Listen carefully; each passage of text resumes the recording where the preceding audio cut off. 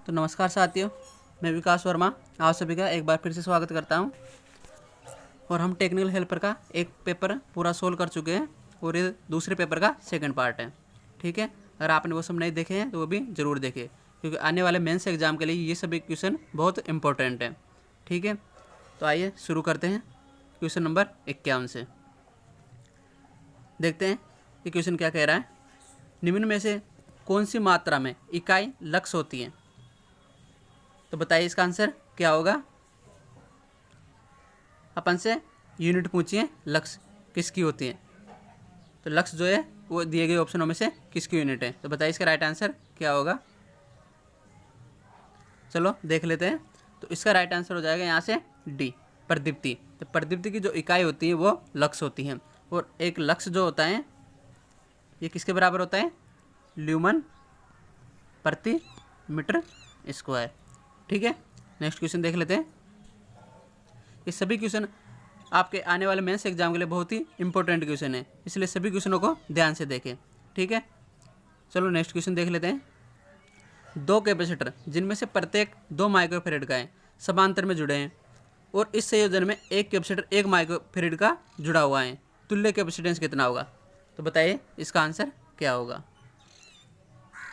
भाई इसमें 2 कैपेसिटर हैं 2 माइक्रोफेरेड के, वो तो समांतर में जुड़े हुए हैं, और इनके साथ एक कैपेसिटर जो है 1 माइक्रोफेरेड का, वो इनके सीरीज में जुड़ा हुआ है। तो बताइए इसका राइट आंसर क्या होगा। चलो देख लेते हैं इसका सॉल्यूशन। 2 कैपेसिटर जिनमें से प्रत्येक 2 माइक्रोफेरेड का है समांतर में जुड़े हैं, तो अपने को पता है समांतर का फॉर्मूला क्या होता है, CT बराबर C1 प्लस C2। ठीक है, और दोनों 2 माइक्रोफेरेड के हैं, 2 प्लस 2 ये हो गया टोटल 4 माइक्रोफेरेड। ठीक है, इसके साथ में 4 माइक्रोफेरेड वाले के साथ में एक कैपेसिटर और जुड़ा हुआ है सीरीज में, जिसका मान है 1 माइक्रोफेरेड। ठीक है, तो देख लेते हैं इसको। अपने पास एक तो है 1 माइक्रोफेरेड का और एक हो गया अपने पास 4 माइक्रोफेरेड का, दोनों को सीरीज में जोड़ना है। तो सीरीज का formula 1/CT plus 1/C1 plus 1/C2। तो इसको इसमें जमा लेते हैं। अपने पास 1/4 हो गया और एक कैपेसिटर का मान है 1/1।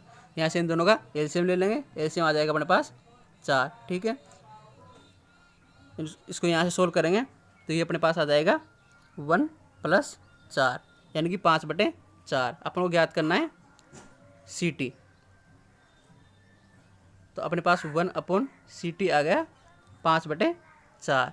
ठीक है, अपन को निकालना है CT, तो इसका उल्टा कर देंगे यानी कि 4/5। अगर 4 को 5 डिवाइड करेंगे ये आ जाएगा 0.8 माइक्रोफेरेड, यानी इसका राइट आंसर हो जाएगा डी। ठीक है, नेक्स्ट क्वेश्चन देख लेते हैं। सोडियम वेपर लैंप रंग देता है, तो बताइए सोडियम वेपर लैंप कौन सा रंग देता है अपने को। ऑप्शन आपके सामने, चलो देख लेते हैं। सोडियम वेपर लैंप, ये जो लैंप होता है अपने को पीला रंग देता है। ठीक है, और जब इसे शुरू करते हैं स्टार्टिंग में तो ये अपने को लाल गुलाबी रंग देता है। ठीक है, सोडियम वेपर लैंप। और ये जो लैंप है ये स्टार्टिंग में जलने में 10 से 15 मिनट का समय लेता है। और इसका अगर उपयोग की बात करें तो इसका उपयोग अपन स्ट्रीट लाइट में करते हैं। ठीक है, नेक्स्ट क्वेश्चन देख लेते हैं। Question number 54। Capacitor start motor की शुरुआत के दौरान कैपेसिटर में जुड़ा हुआ होता है, तो बताइए इसका आंसर क्या होगा। क्वेश्चन बोल रहा है कैपेसिटर स्टार्ट जो मोटर होती है उसमें स्टार्टिंग के दौरान कैपेसिटर कहाँ पे जुड़ा हुआ होता है, तो बताइए इसका आंसर क्या होगा। बताइए इसका आंसर क्या होगा। चलो देख लेते हैं। तो इसका राइट आंसर होगा सी, स्टार्टिंग और रनिंग वाइंडिंग के सीरीज में जुड़ा हुआ होता है कैपेसिटर। ठीक है, कैपेसिटर स्टार्ट मोटर में कैपेसिटर जो होता है वो स्टार्टिंग और रनिंग दोनों वाइंडिंग के सीरीज में जुड़ा हुआ होता है। ठीक है, नेक्स्ट क्वेश्चन देख लेते हैं। यदि घुमाव में कोयल की संख्या प्रति फेज केवल 1 ध्रुव है तो घुमाव को, तो बताइए इनमें से घुमाव क्या कहा जाता है। ऑप्शन सामने, ए ऑप्शन है सेकेंडरी वाइंडिंग, बी ऑप्शन है सांद्रित वाइंडिंग, सी ऑप्शन है डिस्ट्रीब्यूटेड वाइंडिंग, डी ऑप्शन है स्कैन वाइंडिंग, ई ऑप्शन है इवोल्यूट कोयल वाइंडिंग। तो बताइए इनमें से राइट आंसर क्या होगा। चलो देख लेते हैं। क्वेश्चन के बोल रहा है यदि घुमाव में कोयल की संख्या प्रति फेज केवल एक ध्रुव है तो घुमाव क्या कहते हैं? तो इस घुमाव कहते हैं सांद्रित वाइंडिंग। ठीक है, नेक्स्ट क्वेश्चन देख लेते हैं। ये सभी क्वेश्चन बहुत ही इंपॉर्टेंट क्वेश्चन है, किसी भी इलेक्ट्रिकल टेक्नीशियन के एग्जाम के लिए ये क्वेश्चन बहुत ही महत्वपूर्ण साबित होने वाले हैं, तो इनको सभी को ध्यान से देखें। चलो नेक्स्ट क्वेश्चन देख लेते हैं। टोंग टेस्टर एक उपकरण है जिसमें होता है, तो बताइए टोंग टेस्टर में क्या होता है? ऑप्शन आपके सामने है। ऑप्शन देख लेते हैं। ए करंट ट्रांसफार्मर, बी एक एमीटर के साथ current transformer, C potential transformer, D miniature transformer या इनमें से कोई नहीं। तो बताइए इसका आंसर क्या होगा? टोंग टेस्टर। तो टोंग टेस्टर जो है एक उपकरण जिसमें होता है एक एमीटर होता है और एक सीटी यानी कि करंट ट्रांसफार्मर होता है। टोंग टेस्टर का उपयोग क्यों करते हैं? तो इसका उपयोग करते हैं अपन बहुत हाई करंट को मेजर करने के लिए। ठीक है, नेक्स्ट क्वेश्चन देख लेते हैं। निम्नलिखित में से कौन सा विद्युत उपकरण इलेक्ट्रोस्टैटिक के आधार पर काम करता है? तो बताइए इलेक्ट्रोस्टैटिक के आधार पर इनमें से कौन सा उपकरण है जो इलेक्ट्रोस्टैटिक के आधार पर काम करता है? तो बताइए क्या होगा इसका राइट आंसर? इलेक्ट्रोस्टैटिक ये क्या होता है? स्थिर विद्युत आवेशों के अध्ययन को ही इलेक्ट्रोस्टैटिक कहते हैं। ठीक है, तो इसका राइट आंसर हो जाएगा लाइटनिंग रोड। तो इलेक्ट्रोस्टैटिक के जो आधार पर जो कार्य करता है वो होता है लाइटनिंग रोड। ठीक है, बाकी इनकैंडिसेंट लैंप हो गया, फ्यूज हो गया, तो हिटिंग के सिद्धांत पर कार्य करते हैं। ठीक है, नेक्स्ट क्वेश्चन देख लेते हैं। Question number 58। दो कॉइल का 100 प्रेरण 4 मिली हेनरी और 9 मिली हेनरी है। यदि कपलिंग का गुणांक 0.5 है तो कॉइल के बीच अन्योन्य प्रेरण कितना है? तो बताइए इसका अन्योन्य प्रेरण कितना होगा, यानी कि एम ज्ञात करना है अपने को। कपलिंग गुणांक एल दे रखा है, सॉरी के दे रखा है। ठीक है, तो बताइए इसका राइट आंसर क्या होगा? ये अपने पास L1 और L2 दिए हुए हैं। चलो देख लेते हैं अन्योन्य प्रेरण। तो इसका फॉर्मूला जो है अपने पास होता है M बराबर K under L1 L2। Coupling गुणा का मान अपने पास 0.5 दे रखा है। L1 L2 दे रखे हैं अपन को 4 और 9। ठीक है, यहाँ से अगर इसको सोल्व करते हैं तो अपने पास 9 चौको 36, अगर इसका अंडर रूट निकालेंगे तो हो जाएगा 6, यानी कि 0.5 मल्टीपल 6, तो यानी कि यहाँ से कितना आ जाएगा 3 मिली एम्पेयर। तो इसका राइट आंसर हो जाएगा यहाँ से डी। ठीक है, इसका राइट आंसर हो जाएगा डी, 3 मिली हेनरी। ठीक है, नेक्स्ट क्वेश्चन देख लेते हैं। Question number 59।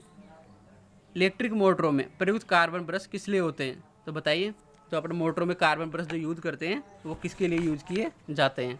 बताइए क्या होगा इसका राइट आंसर? चलो ऑप्शन देख लेते हैं। कम्यूटेटर पर कार्बन जमा को ब्रश से हटाना, या बी ऑप्शन प्रवाह के लिए करंट को एक मार्ग प्रदान करना, सी ऑप्शन आर्मेचर घुमाव को अधिक गर्म होने से रोकना, या कम्यूटेशन के दौरान स्पार्किंग रोकना, या फिर सभी में। तो बताइए इसका राइट आंसर क्या होगा? चलो देख लेते हैं। इलेक्ट्रिक मोटरों में प्रयुक्त कार्बन ब्रश, तो कार्बन ब्रश का प्रयोग क्यों किया जाता है? इसका राइट आंसर हो जाएगा बी। तो ये जो होता है प्रवाह के लिए करंट को एक मार्ग प्रदान करता है। ठीक है, कार्बन ब्रश का जो कार्य होता है वो करंट को सुनिश्चित मार्ग प्रदान करना होता है। ठीक है, बात करें अगर कम्यूटेशन के लिए स्पार्किंग को, इसके लिए इंटरपोल यूज करते हैं। ठीक है, नेक्स्ट क्वेश्चन देख लेते हैं। डीसी शंट जनरेटर में क्या होता है? तो बताइए डीसी शंट जनरेटर में क्या होता है? ऑप्शन आपके सामने।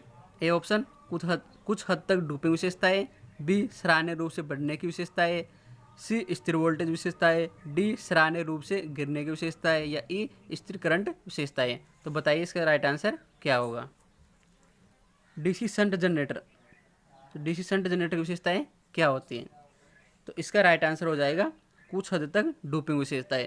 अब बात करें डूपिंग की, तो डूपिंग का मतलब होता है अगर भारधारा बढ़ती है तो टर्मिनल वोल्टेज जो होती है वो घट जाती है। ठीक है, तो इसका राइट आंसर हो जाएगा ए। नेक्स्ट क्वेश्चन देख लेते हैं। 61। डीसी जनरेटर का ईएमएफ किस पर निर्भर करता है? तो बताइए जनरेटर का जो ईएमएफ होता है वो किस पर निर्भर करता है? ईएमएफ किस पर निर्भर करता है? तो बताइए। EMF का फॉर्मूला आप सभी को याद होगा, EB बराबर फाई ZN/P अपॉन 60A। ठीक है, फाई का मतलब फ्लक्स है जो कि किसी भी ऑप्शन में नहीं है, Z चालकों की संख्या है, ये भी यहाँ पे नहीं दिया गया है, N स्पीड है जो कि ऑप्शन बी में दिया हुआ है, P पोलों की संख्या है और A समांतर पथों की संख्या है। तो यहाँ से इसका राइट आंसर निकल आ जाएगा स्पीड, यानी कि राइट ऑप्शन हो जाएगा बी गति। ठीक है, नेक्स्ट क्वेश्चन देख लेते हैं। डीसी मशीनों में डमी कोयल किस लिए प्रयुक्त किया जाता है? तो बताइए, डमी कोयल का यूज जो है वो डीसी मशीनों में किस लिए किया जाता है? ऑप्शन देख लेते हैं। प्रतिघात वोल्टेज को उठाना, आर्मेचर प्रतिक्रिया को समाप्त करना, या आर्मेचर का यांत्रिक संतुलन लाना, या मशीन में विकसित हार्मोनिक्स को हटाना, या ई ऑप्शन है ए और बी दोनों। तो बताइए इसका राइट आंसर क्या होगा? तो इसका जो राइट आंसर हो जाएगा डमी कोयल। तो डमी कोयल, पहले तो ये देखते हैं डमी कोयल होती कहाँ पे है। तो ये आर्मेचर की कोर में होती है डमी कोयल। ठीक है, और इसमें कोई भी करंट फ्लो नहीं होता है, और ये जो है आर्मेचर को यांत्रिक संतुलन बनाए रखने का कार्य करती हैं। तो इसका राइट आंसर हो जाएगा सी। ठीक है, नेक्स्ट क्वेश्चन देख लेते हैं। किसी भी डीसी मशीन के एक्साइटिंग कोयल किस प्रकार वाउंड किए जाते हैं? तो बताइए, डीसी जो मशीन होती है उसकी जो एक्साइटिंग जो कोयल होती है वो किस प्रकार से वाउंड की जाती है? वो मशीन में वाउंड की जाती है, या आर्मेचर स्लॉट में, या ध्रुवों के आसपास, या अलग से वाउंड की जाती है? तो बताइए इसका राइट आंसर क्या होगा? तो इसका राइट आंसर हो जाएगा सी। एक्साइटिंग जो कोयल होती है इसको पोलो के आसपास में वाइंड किया जाता है। ठीक है, नेक्स्ट क्वेश्चन देख लेते हैं। Question number 64। यदि क्रॉस फील्ड जनरेटर में पोल की संख्या 2 है तो इंटरपोल की संख्या क्या होगी? तो बताइए, यहाँ पर क्रॉस फील्ड जनरेटर की बात कर रहे हैं और अपन को पोल की संख्या 2 दे रखी है और अपन को ज्ञात करना है इंटरपोल की संख्या। ठीक है, तो बताइए इसका राइट आंसर क्या होगा? चलो देख लेते हैं। यहाँ पर क्रॉस फील्ड जनरेटर की बात कर रहा है, तो क्रॉस फील्ड जो जनरेटर होता है उसमें इंटरपोल की संख्या जो होती है मेन पोल की 2 गुना हो जाती है। ठीक है, तो यहाँ से अगर अपन नंबर ऑफ इंटरपोल निकालते हैं तो इसके लिए जो फॉर्मूला होगा 2 इंटू पोल की संख्या, क्योंकि क्रॉस फील्ड जनरेटर की बात कर रहा है इसलिए मेन पोल का 2 गुना हो जाता है। पोल अपने को दे रखे हैं 2, 2 दूना 4, तो राइट आंसर हो जाएगा इसका 4। ठीक है, यानी कि ऑप्शन बी। ठीक है, नेक्स्ट क्वेश्चन देख लेते हैं। 65।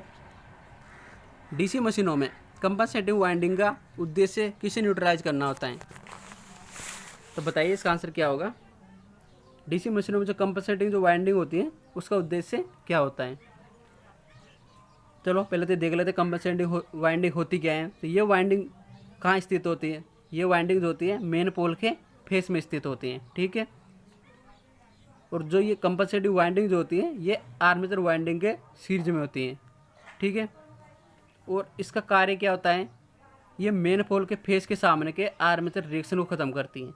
तो देखते हैं ऐसा कौन सा ऑप्शन है। तो यहाँ पे देख लेते हैं, पोल फोर्सेस के अंतर्गत आर्मेचर रिएक्शन, यानी कि जो मेन पोल के फेस में जो आर्मेचर रिएक्शन होता है ये उसको न्यूट्रलाइज करने का कार्य करती हैं। तो यहाँ से इसका राइट आंसर हो जाएगा सी। ठीक है, नेक्स्ट क्वेश्चन देख लेते हैं। डीसी मशीन में आर्मेचर कोर के लेमिनेशन की मोटाई निम्नलिखित में से लगभग कितनी होती है? तो बताइए, आर्मेचर के जो कोर के जो लेमिनेशन की मोटाई जो होती है वो कितनी होती है? बताइए इसका राइट आंसर क्या होगा? इसका राइट आंसर हो जाएगा ई। 0.3 mm से 0.5 mm होती है आर्मेचर कोर के लेमिनेशन की मोटाई। ठीक है, नेक्स्ट क्वेश्चन देख लेते हैं।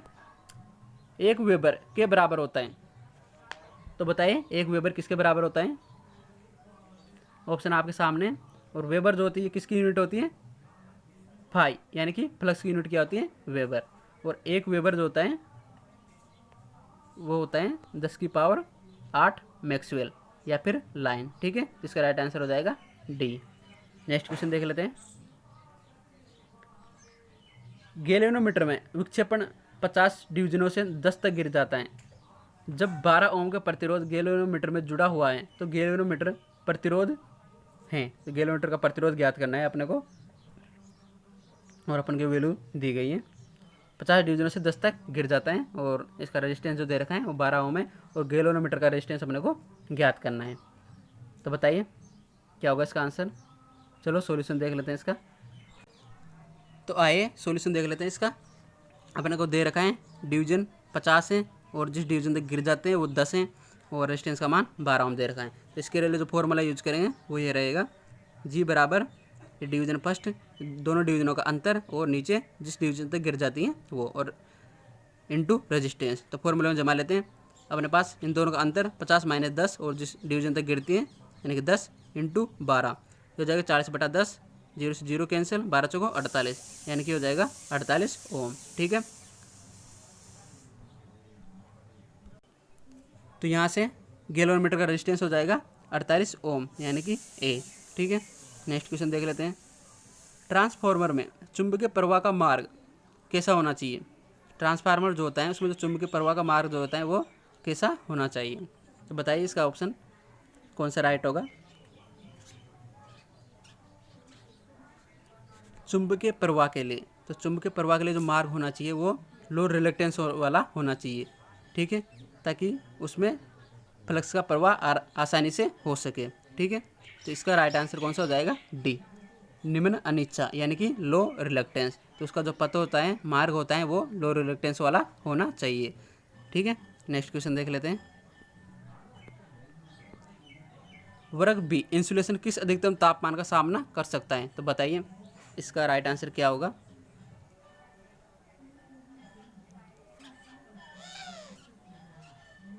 वर्ग बी इंसुलेशन किस तापमान का सामना कर सकता है? तो बताइए, आइए देख लेते हैं सारणी। वाई, ए, ई, बी, एफ, एच, सी। आप इन सभी का तापमान ध्यान रखिए। एग्जाम में किसी भी इसका भी तापमान इन सब में से पूछा जा सकता है। जैसे वाई की बात करें तो इसका होता है 90, ए की बात करें इसका हो जाता है 105, ई की बात करें इसका हो जाता है 120, बी की बात करें इसका हो जाता है 130 और ये अपन से पूछा गया है। ठीक है, एफ की बात करें इसका हो जाता है 150, एच की बात करें इसका हो जाता है 180 और अगर बात करें सी की तो फिर इसका 200-250 से ऊपर हो जाता है। ठीक है, तो अपने से फिलहाल पूछा गया है बी का, तो हो जाएगा अपने पास 130, जो कि कौन सा ऑप्शन में दिया गया है? ऑप्शन बी में। तो इसका राइट आंसर हो जाएगा 130 डिग्री सेल्सियस। ठीक है, नेक्स्ट क्वेश्चन देख लेते हैं। ट्रांसफार्मर कोर के लेमिनेशन पर इनेमल परत क्यों कोट की जाती हैं? तो बताइए, ट्रांसफार्मर कोर के जो लेमिनेशन होता है उन पर इनेमल की परत की कोटिंग क्यों की जाती है? बताइए, ऑप्शन आपके सामने। ए ऑप्शन गुंजन को कम करने के लिए, बी ऑप्शन लेमिनेशन के बीच आंशजन प्राप्त करने के लिए, या एक दूसरे के खिलाफ लेमिनेशन को अलग करने के लिए, या लेमिनेशन की जंग को रोकने के लिए, या शोर को कम करने के लिए। तो बताइए इसका राइट आंसर क्या होगा। चलो देख लेते हैं। ट्रांसफार्मर की कोर लेमिनेशन पर इनेमल परत की कोट की जाती है, तो इसका राइट आंसर हो जाएगा सी। तो इनेमल जो परत की कोटिंग की जाती है इसलिए की जाती है ताकि एक दूसरे के खिलाफ लेमिनेशन को अलग रखा जा सके। ठीक है, नेक्स्ट क्वेश्चन देख लेते हैं। इनकैंडिसेंट लैंप में फिलामेंट बनाने के लिए निम्नलिखित में से कौन सी सामग्री का उपयोग किया जाता है? तो बताइए, इनकैंडिसेंट लैंप का जो फिलामेंट होता है वो कौन सी धातु का बना हुआ होता है? ऑप्शन आपके सामने। ए टंगस्टन, बी ताम्र, सी एल्यूमिनियम, डी रजत और ई कार्बन। बताइए इसका आंसर क्या होगा। तो इसका राइट आंसर हो जाएगा टंगस्टन। और टंगस्टन का क्यों बनाते हैं, बाकी और चीज़ का क्यों नहीं बना सकते? तो जो टंगस्टन जो होता है इसका मेल्टिंग पॉइंट जो होता है वो हाई होता है। ठीक है, नेक्स्ट क्वेश्चन देख लेते हैं। यदि ट्रांसफार्मर का फुल लोड पर ताम्र हानि 6400 वाट है तो आधे बार पर ताम्र की हानि क्या होगी? तो बताइए क्या होगा इसका आंसर।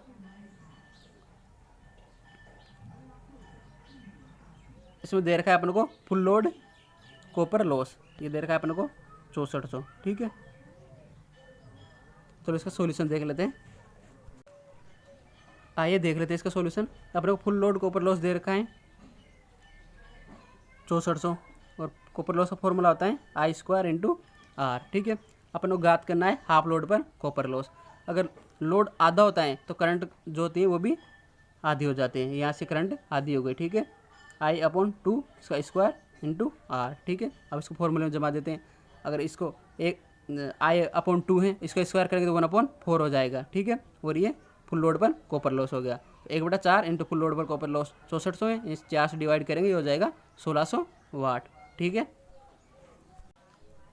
तो यहाँ से इसका राइट आंसर हो जाएगा ई, यानी कि 1600 वाट। ठीक है, नेक्स्ट क्वेश्चन देख लेते हैं।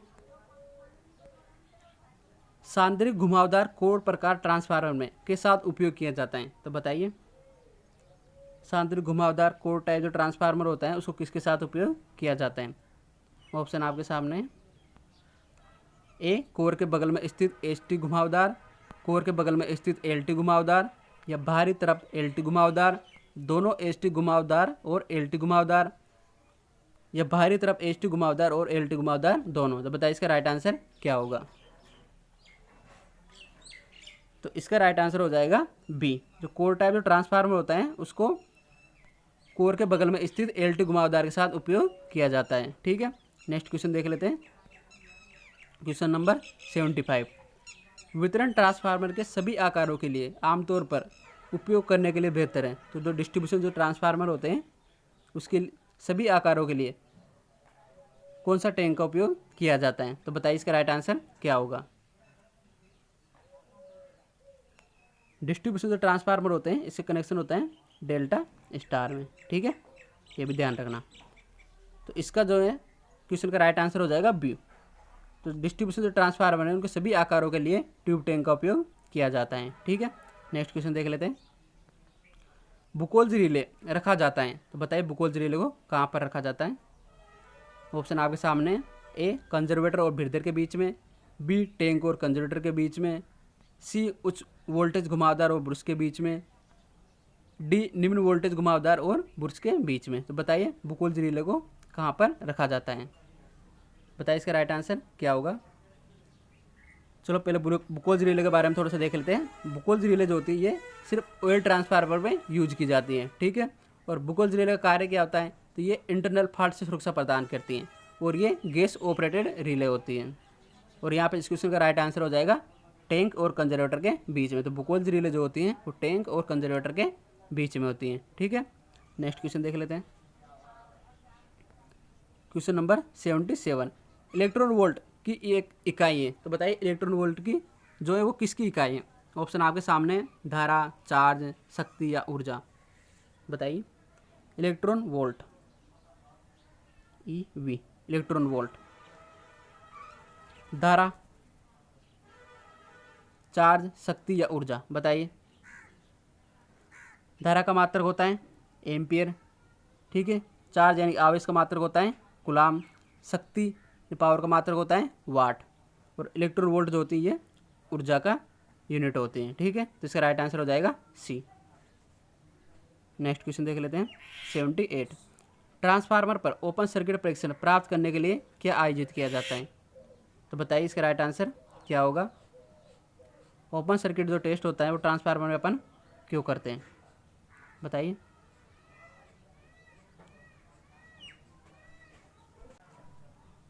बताइए इसका राइट आंसर क्या होगा?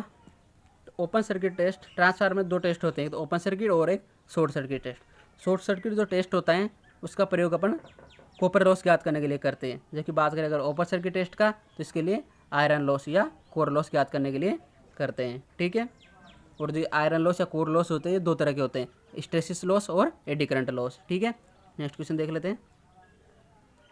ट्रांसफार्मर की घुमावदार की सापेक्ष ध्रुवीयता को द्वारा निर्धारित किया जा सकता है, तो बताइए इसका राइट आंसर क्या होगा?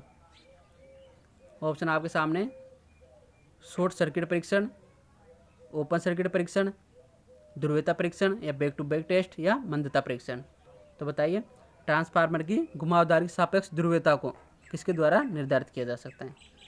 तो इसकी सापेक्ष ध्रुवीयता जो होती है उसको ध्रुवीयता परीक्षण के द्वारा निर्धारित किया जा सकता है। ठीक है, नेक्स्ट क्वेश्चन देख लेते हैं। ट्रांसफार्मर के चुंबकीय फ्रेम में होने वाले हिस्टैरिसीस नुकसान पर निर्भर करता है, तो बताइए। ट्रांसफार्मर में जो हिस्टैरिसीस लॉस होता है ये एक आयरन लॉस का एक प्रकार होता है, तो ये किस किस पर निर्भर करता है? तो बताइए इसका राइट आंसर क्या होगा?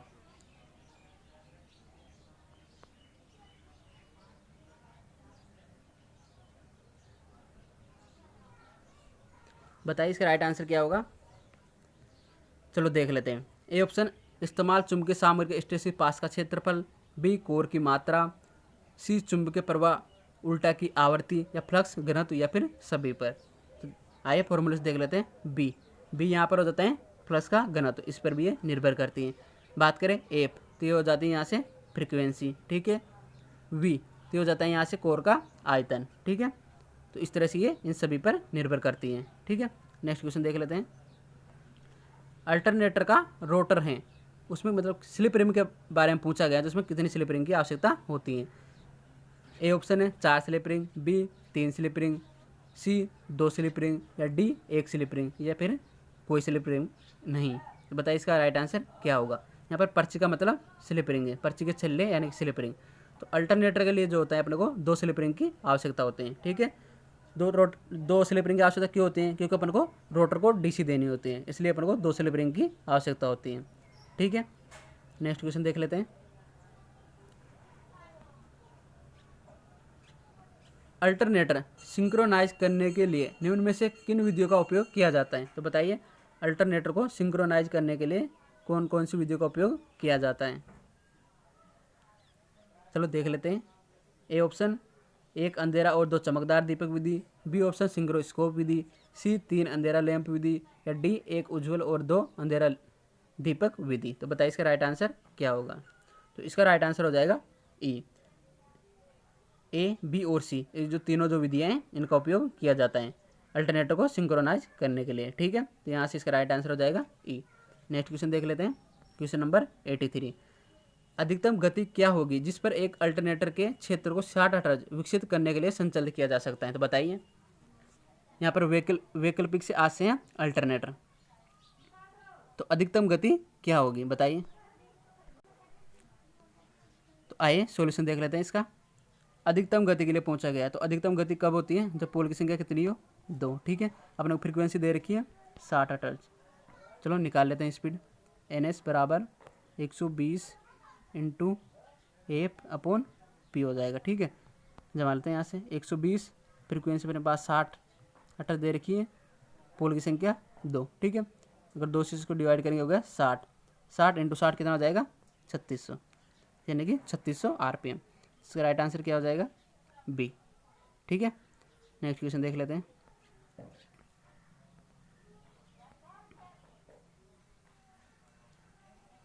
क्वेश्चन नंबर 84, ठीक है। एक प्रेरण मोटर सामान्य रूप से किसके समान होती है। तो बताइए इंडक्शन मोटर जो होती है वह इनमें से किसके समान होती है।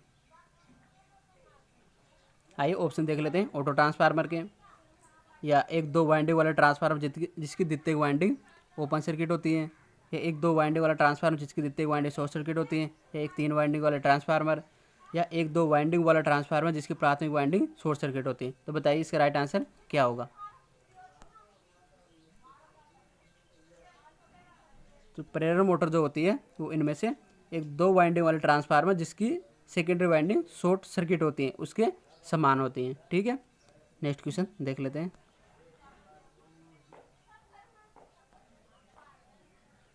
परमियंस किसके व्युत्क्रम होता है। तो बताइए परमियंस जो है दिए गए ऑप्शन में से किसके व्युत्क्रमानुपाती होता है। पहले तो बात करते हैं परमियंस की। तो परमियंस क्या होता है, तो ये किसी पदार्थ का वह गुण है जो उसमें चुंबकीय फ्लक्स स्थापित करने में सहायता करता है, ठीक है।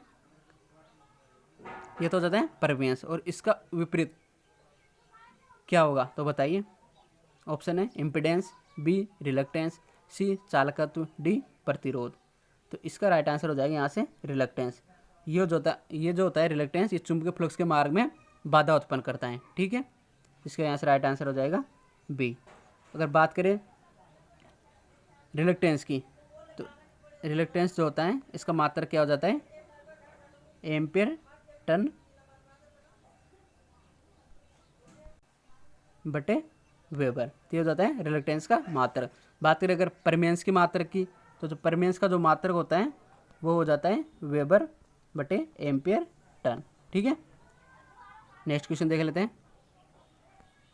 Question number 86। अस्थिर संचालन के दौरान 3 फेज प्रेरण मोटर के टॉर्क या स्लिप का वक्र का आकार कैसा होता है। तो बताइए इसका राइट आंसर क्या होगा क्वेश्चन नंबर 86 का।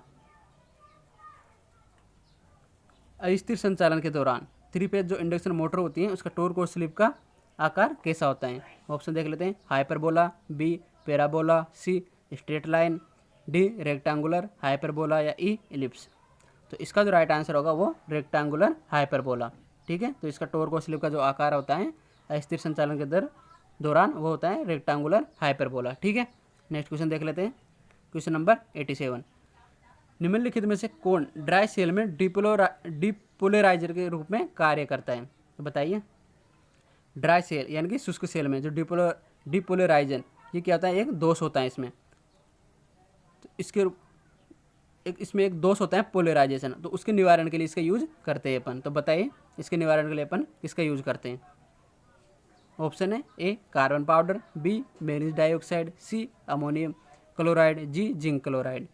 तो इसके लिए जो अपन यूज करते हैं वो यूज करते हैं MnO2 यानी कि मैग्नीज डाइऑक्साइड, इसका चूर्ण का उपयोग करते हैं। ठीक है, नेक्स्ट क्वेश्चन देख लेते हैं।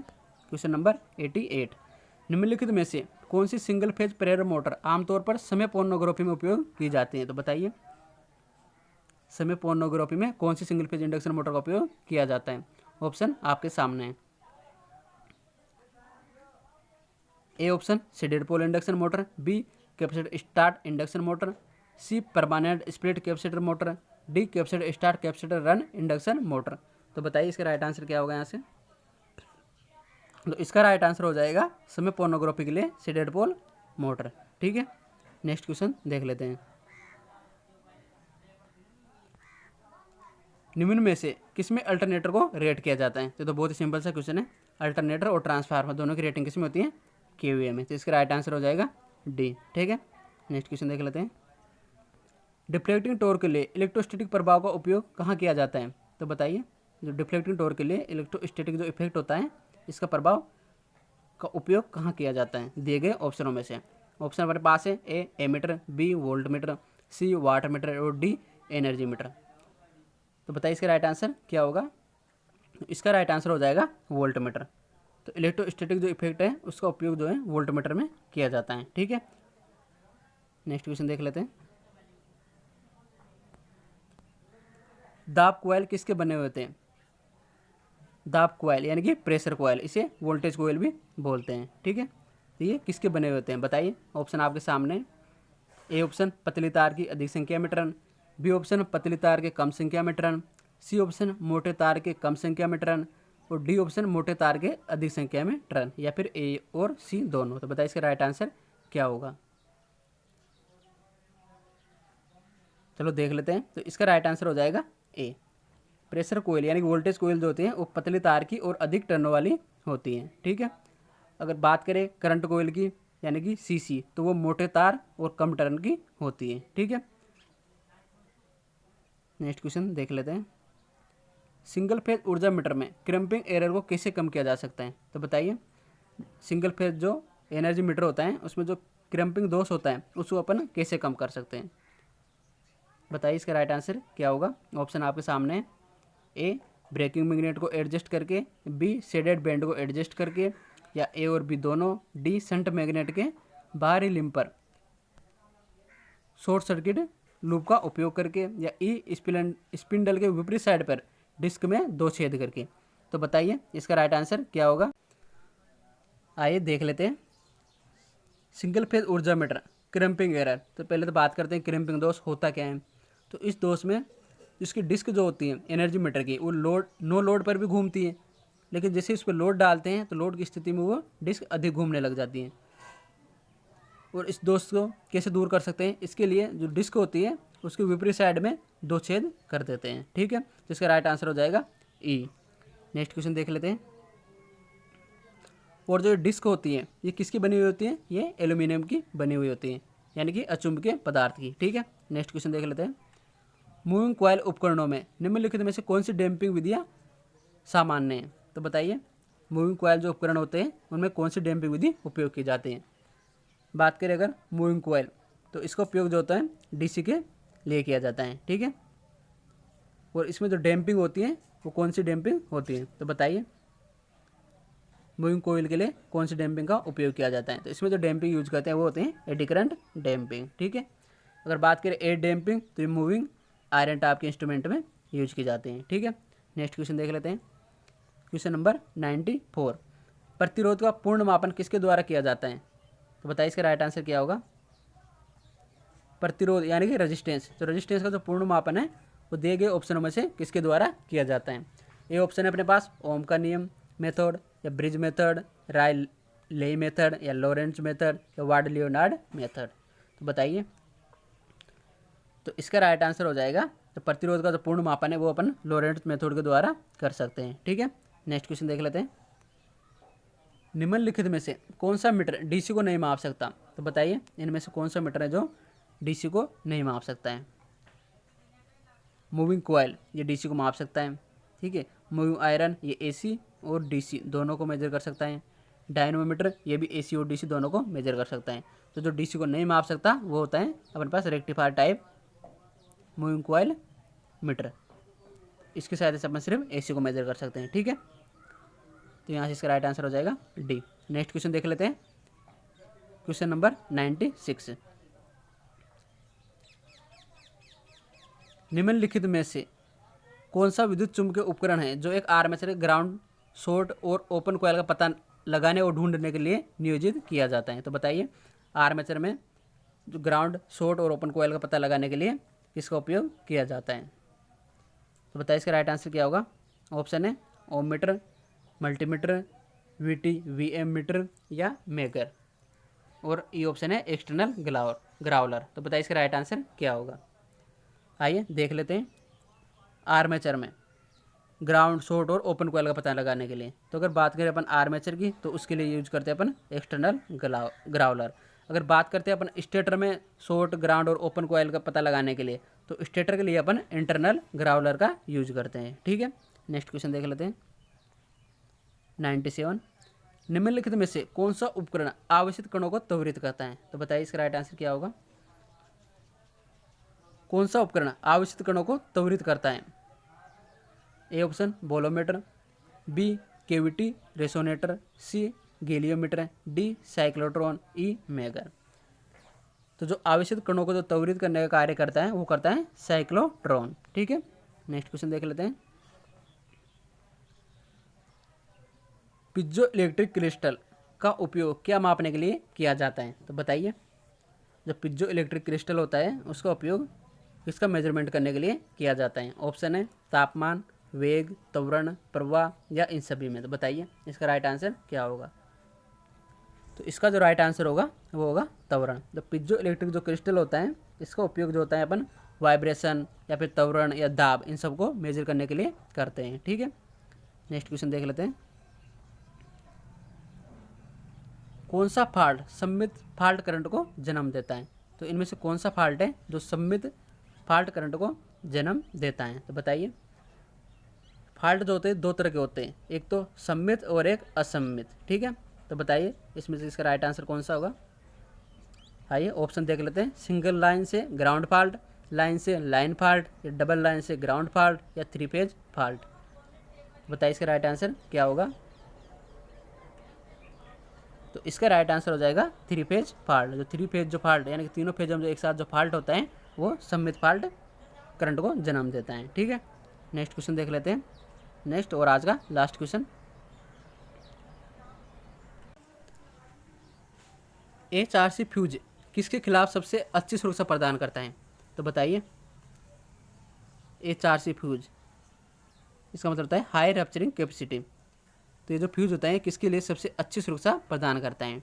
ये ऑप्शन है open circuit, B short circuit, C overload, D reverse current, या सी और डी दोनों। तो बताइए HRC जो फ्यूज होता है ये किसके लिए अच्छी सुरक्षा प्रदान करता है। तो इसका राइट आंसर हो जाएगा शॉर्ट सर्किट। तो HRC जो फ्यूज होता है वो शॉर्ट सर्किट के लिए सबसे अच्छी सुरक्षा प्रदान करता है। ठीक है, आज के लिए बस इतना ही, और बाकी के पेपरों का सॉल्यूशन भी अपन इसी तरह से करेंगे। वैसे तो सभी क्वेश्चनों का आंसर साथ में दिया गया है, लेकिन अपन ये जानने की कोशिश करेंगे कि ये आंसर क्यों और कैसे आया। तो बस जुड़े रहिए और अच्छे से तैयारी करते रहिए। ठीक है, धन्यवाद।